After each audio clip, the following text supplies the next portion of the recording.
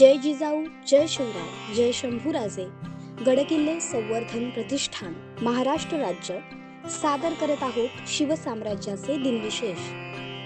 1 मार्च इसवी सन 1572 प्रतापसिंह महाराणा झाले. प्रतापसिंहाच्या मामाने इतर सरदारांच्या मदतीने जगमलास दूर करून प्रतापास 1 मार्च 1572 रोजी महाराणा केले. तो महाराणा झाला. त्यावेळी राजधानी चितोड शत्रूच्या हातात गेली होती. अनेक राजपूत अधिपतींनी अकबराचे स्वामित्व पत्करले होते व काहींनी आपल्या मुली त्यास देऊन शरीर संबंध जोडला होता. पण राणा प्रतापाने त्याच्या पुढे मान लवलीही नाही. त्याने चितोड अकबराच्या हातून स्वतंत्र करण्याचा प्रयत्न सुरू केला आणि आपले वास्तव्य अकबराच्या सैन्याच्या दृष्टिक्षेपापासून दूर ठिकाणी नेले. प्रजेला अरवलीच्या डोंगराळ भागात जेथे अकबराचा उपद्रव पोहोचणार नाही अशा ठिकाणी वस्ती करण्यास लावले. तेथेच त्यांनी काही भागात शेती केली. मेवाडचा मैदानी प्रदेश ओसाड करून टाकला आणि आपली राजधानी गोगुंड येथे नेली. सर्व डोंगर भागांतून अभेद्य असे किल्ले बांधले व ते शस्त्रास्त्रांनी सुसज्ज केले. 1 मार्च इसवी सन 1630 मुघल बादशाह शहाजहान हा मोठ्या फौजेसह बुऱ्हाणपूर येऊन दाखल झाला. यावेळी थोरले महाराज शहाजीराजे हे आदिलशाही सरदार होते. त्यांना ही बातमी समजतात ते राजमाता जिजाऊ व 10 दिवसाच्या बाल शिवबाला सोडून किल्ले शिवनेरीवर निघाले व आदिलशाही दरबारात हजर झाले. खान जहान लोदी व निजामशाह विरुद्ध मोहिमेसाठी शहाजहानने 14 डिसेंबरला आग्रा सोडले. बुऱ्हाणपूर जवळच्या असीरगडाला त्याचा तळ होता. दख्खनचा सुभेदार इरादत खानकडे त्याने 50,000 सैन्य दिले. त्याला आझम खान हा किताब देण्यात आला.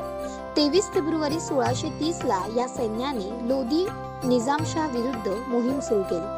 त्यानंतर 1 मार्च 1630 रोजी शहाजहान बुऱ्हाणपूरला पोहोचला. इथे रावरतनच्या हाताखाली 10,000 दळ बनवले.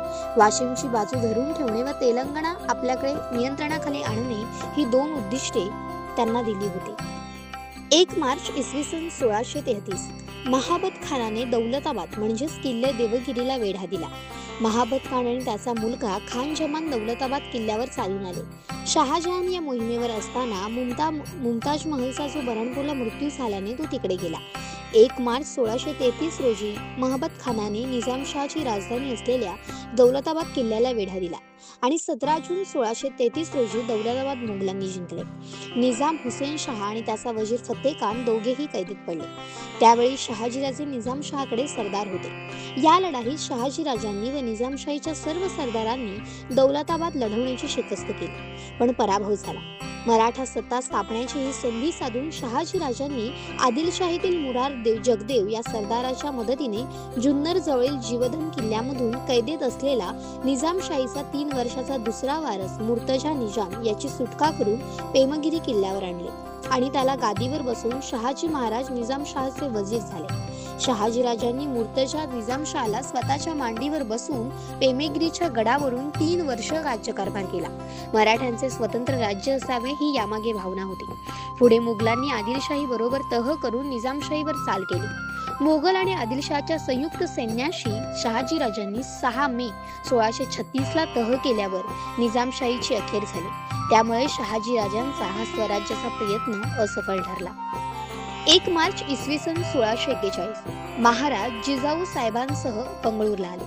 छत्रपती शिवरायांना व माँसाहेब जिजाऊंना स्वराज्य संकल्पक राजे शहाजीराजांनी बंगळूरला बोलावून घेतल्यामुळे महाराज आणि जिजाऊ माँसाहेब वर्षभर बंगळूर येथे मुक्कामी होत्या. राजे शहाजीराजे यांनी इथे मात्र शिवरायांच्या शिक्षणाची व युद्धकलेच्या प्रशिक्षणाची उत्तम व्यवस्था केली. राजे शहाजीराजे यांच्या तालमीत तयार होत होते.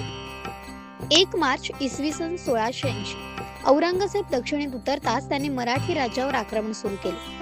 औरंगजेब बादशाह आपला नाश करण्यासाठी दक्षिणेत येत आहे हे संभाजी महाराजांना समजले होते.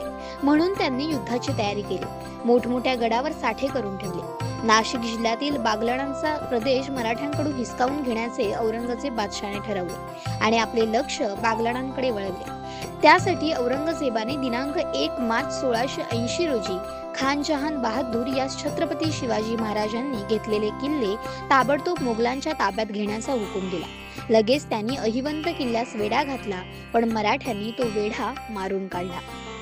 1 मार्च इसवी सन 1779 बारबाही कारस्थान पुरंदरचा तह उत्तर पेशवाईत रघुनाथरावाने अन्यायाने पेशवेपद मिळवण्यासाठी केलेले प्रयत्न अयशस्वी करणाऱ्या मराठी सेनानी व मुत्सद्दी यांचा संघ उभा राहिला होता.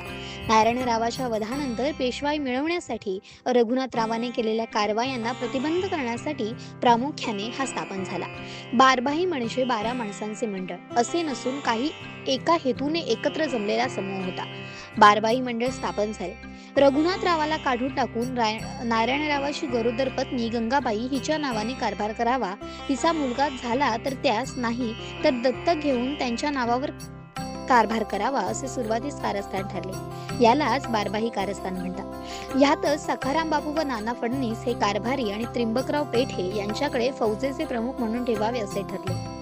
पार्वतीबाई आणि गंगाबाई यांना मारण्याचा कट उघडकीस येताच सखाराम बापू, नाना फडणीस, हरिपंत फडके यांनी गंगाबाईला पुण्याहून 17 जानेवारी 1774 रोजी पुरंदरच्या किल्ल्यावर नेले आणि तिच्या नावाने कारभार सुरू केला. त्यामुळे रघुनाथराव व बारभाई संघ असे उघड राजकारण सुरू झाले. यातूनच 26 मार्च 1774 रोजी कासेगावची लढाई झाली. या लढाईत त्रिंबकराव पेठे मरण पावले आणि रघुनाथरावाला बऱ्हाणपूरकडे जाण्यास संधी मिळाली. 18 एप्रिल 1774 रोजी गंगाबाईला मुलगा झाला. त्याचे नाव सवाई माधवराव ठेवण्यात आले.